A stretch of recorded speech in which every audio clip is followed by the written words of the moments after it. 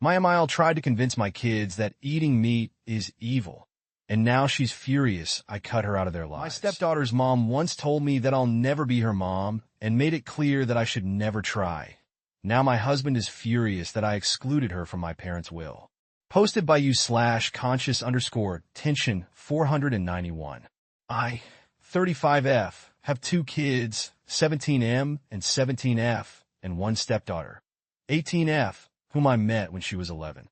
The other day, I was at my parents' house going over some estate planning, as I am the executor, and while reviewing, I saw that my folks split their assets, with half going to my 2 siblings and me, and the other half to their grandkids, all to be distributed evenly. My stepdaughter was included. When I asked them about this, they said they wanted to be fair. Their estate isn't super large, but the sum would be substantial. Think something like a new car. I told my parents that, while generous of them, I didn't think it was necessary and that it would be better to split the assets between their 5 grandkids. When we got home, my husband said he overheard what I said and that I was being a jerk for alienating his daughter. I told him my reasoning was that she is the only child/grandchild/niece on both her parents' sides and that she would be set. Her grandparents own multiple properties, her uncles are fairly well off and live in a high cost of living area, and well, she's the only kid, and it's not looking like, at least on his side, that she'll have any cousins.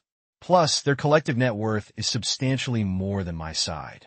I also asked him if his parents included my kids in their estate, but he refused to answer. Still, he said I was being a jerk and accused me of not caring about her future. I think I was doing the right thing by looking out for my kids and their cousins.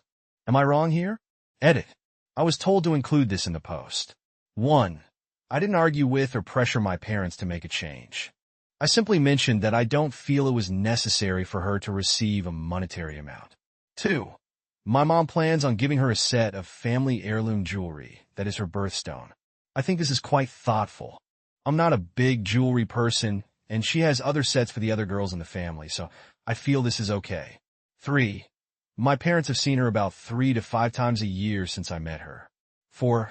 My nephews and my kids do not have active relationships with their biological father's sides.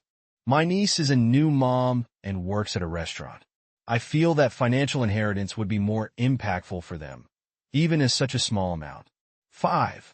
I know my stepdaughter is set to inherit at least 2 houses in a major U.S. city with a high cost of living. I found this out a while back after my husband asked me to help him organize his office. I had to read through papers to know how to file them accordingly. The paper was a certified copy and was drafted soon after we married. My kids were not included. I'm not sure if it has been updated. I did not ask him about it at the time because I did not have an issue with it. 6. There is distance in the relationship, but I don't feel it's my fault. I can explain this. When I met her mom for the first time, she made it very clear that I wasn't her mom.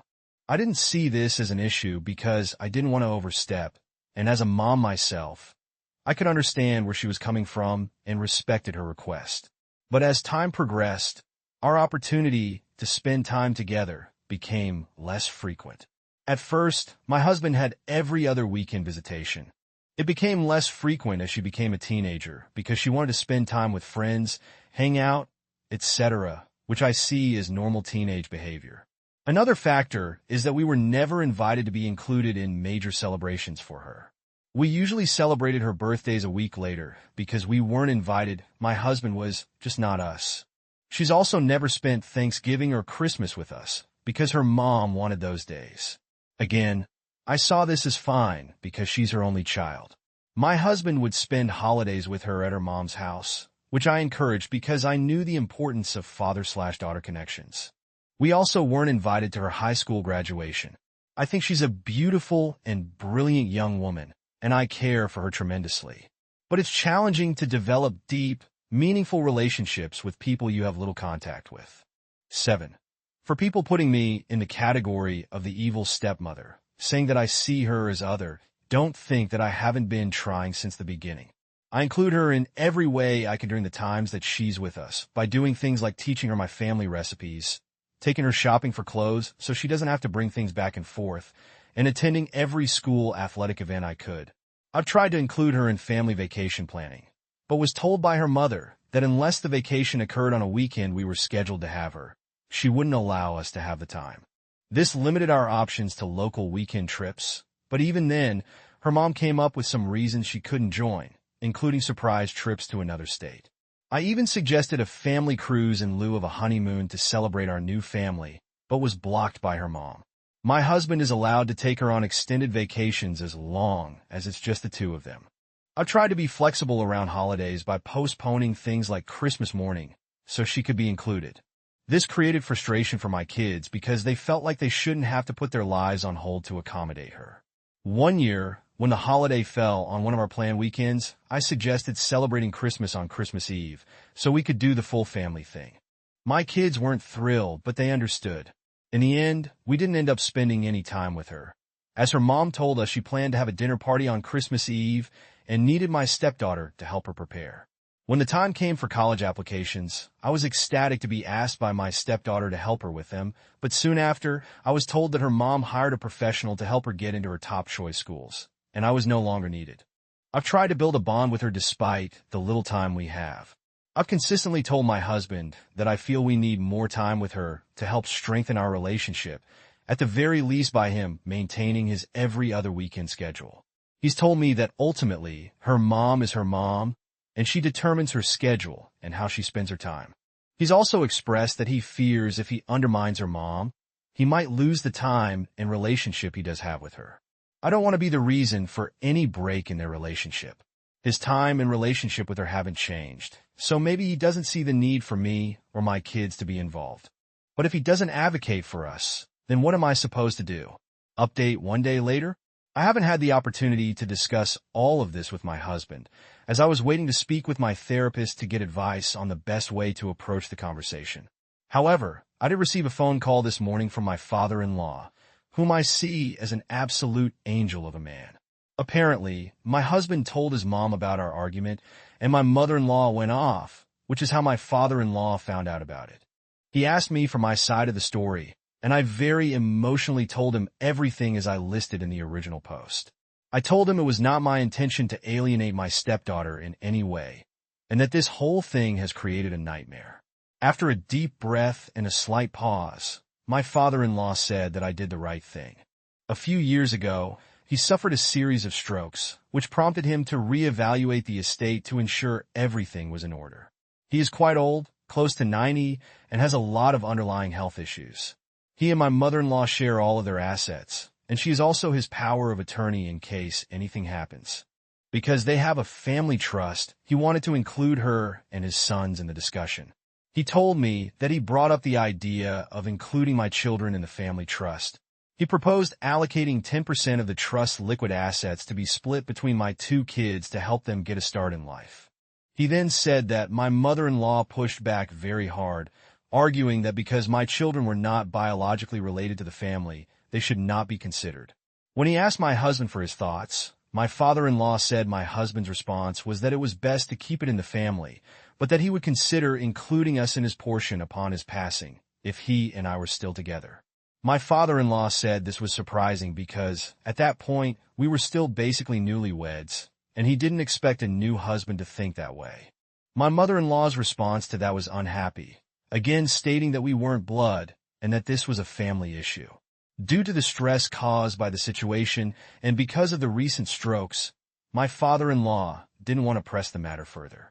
My father-in-law said that afterward, he pulled my husband aside to find out more about what he meant and to be assured that my kids would be included.